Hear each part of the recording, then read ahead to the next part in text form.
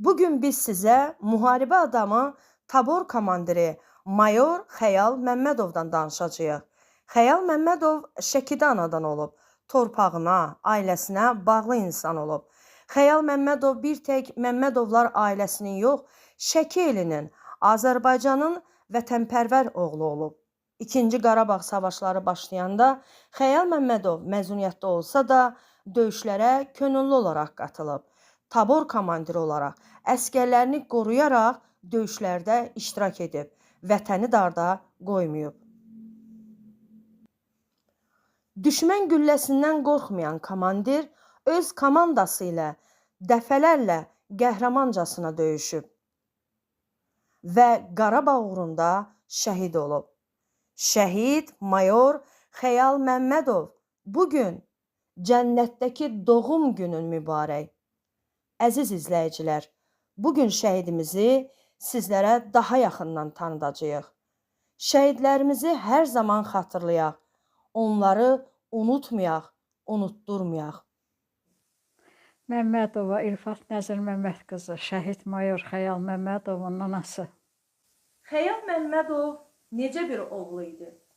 Xəyal Məmmədov çox gözəl oğul idi. Çox səmimi, qayğıkeş, vətənpərvər, vətənsevən oğul idi. Xəyal çox ağıllı, tərbiyəli, səmimi, qayğıkeş, qeyrətli oğlan idi qızım. O məktəbdə, orta məktəb illərində həmişə mən sağ əlim olubdu. Həmişə işləyibdi. O dərs oxuyurdu, kitabları. O vaxtı babası malları vardı, qaramal deyirlər də. Onu aparıb bağda otarırdı, dərsdən gəlirdi babasına. Sumkasını da qoltuğuna vurub gedirdi bağa, o malları otarırdı, dərslərini də orada hazırlayıb evə gəlirdi. Axşam olanda o qədər riyaziyyatı zadı sevirdi. Uşaqlarca pəncərənin qabağına düzülürdü. Onun riyaziyyat dəftərini alıb ona verirdi, o ona verirdi. Elə məktəbdə zətdə həmişə fərqlənməklə 1-ci sinifdən Şəkidə 5 nömrəli məktəbdə oxuyub 8-ci sinifə qədər şərəf lövhəsində şəkil olubdu. Əlaçılar sırasında. 8-ci sinifdən sonra Naxçıvanskiyə, sonra alisinə gedib, orada da Naxçıvanskidən, hərbidə də, hamısında da əlaçılar sırasında şəkili olubdu. Çox vətənpərvər, hərbini çox sevirdi. Demək, ali təhsilli hərbiçi olub. Bəli. Və demək olar ki, ən çox hərbi hissələrdə olub. Bəli. Və işini, vəzifəsini icra edib. Bəli. Bəs vətənə borcunu daha çox önəmsəyib? Yoxsa sizə borcunu daha çox? Vallahi mən onu deyə bilərəm ki, vətəni bizdən çox sevdi. Vətəni sevməsəydi, 2 balasını, qoca ata-anasını gözü yaşlı qoymazdı. Çox vətənpərvər idi, çox. Həddindən artıq vətənpərvər idi, hərbini çox sevirdi. Bu adam 30 yaşında mayor rütbəsi aldı. 33 yaşında da şəhid oldu. Bax, bir mayor olaraq, ən azından belə deyək, bir mayor kimi, bir komandir kimi, bir əskər kimi vətən uğrunda şəhid oldu. Bəli. Vətənin əskəri kimi. Bəli. Yəni, vətən övladı kimi şəhid oldu. Yəqin ki, onun döyüşçü yoldaşları da gəlib sizinlə görüşəndə Xəyal barədə hansı xatirələri söyləyiblər? Çox sözlər danışıbdılar. O xatirələrin hamısı kitablarda da var. Manya xanımın yazdığı Vətən fədailəri, şəhidləri kitabında göstərilibdir. Xəyalın bütün işlərinin hamısı bu kitabda əks olunubdur. Hər şey yazılıbdır. Manya xanımın yazdığı bu kitabda. Özdə əskərlərin hamısı onun komandirin qoçaqlığından, tabor komandirin qoçaqlığından danışırdılar. Deyir, axırıncı başının şapkasını, əynin, jiletini suyuna tutmuş dedi, bizə verdi. Çıxdı yuxarıya, neynəsə baxırdı deyə, orada baxdı deyə, elə həmən momentdə onu sinyapirlə vurdular. Nə qədər qışqırdıqca, komandir getmə, bizi eşitmədi. O dedi ki, mənə heç nə olmaz, sizi güdürəm. Gedirdi deyir, heç vaxt irəli demirdi deyə. Özü bizdən 15-20 metr irəlidə dururdu. Sonra deyirdi ki, ardımca əsgərlər, ardımca. Heç vaxt bizi qabağa verməyibdi. Həmişə özü irəlidə gedibdi. Mən belə başa düşürəm ki, İrfan ana, sən övladını daha çox döyüşçü yoldaşlarının dili ilə desək, daha yaxşı tanıdın. Bəli. O çünki 8-ci sinifdən çıxdı, getdi və oradan hərbini qutarandan sonra düz 18 ildə, 17 ildə həyatını hərbidə keçirdi. Ona görə bütün hərbi yoldaşları həmişə gəliblər, onun haqqında kino çəkilibdir. Kinoda da deyirlər, əsgərləri zadı hamısı danışırlar onun yaxşılığından, onun vətənpərvərliyindən, onun qoçaqlığından, hamısı danışırlar. Müharibə başlayan vaxtı Xəyal məzuniyyətdə idi. Elə ki, müharibə başladı, özü məzuniyyətini atqaz elədi. Dedi, vətən dardadır, mən getməliyəm, vətənə borcumu verməliyəm. O, buradan gedəndən 4 gün sonra gəlin uşaqlar getdi, şəhid oldu.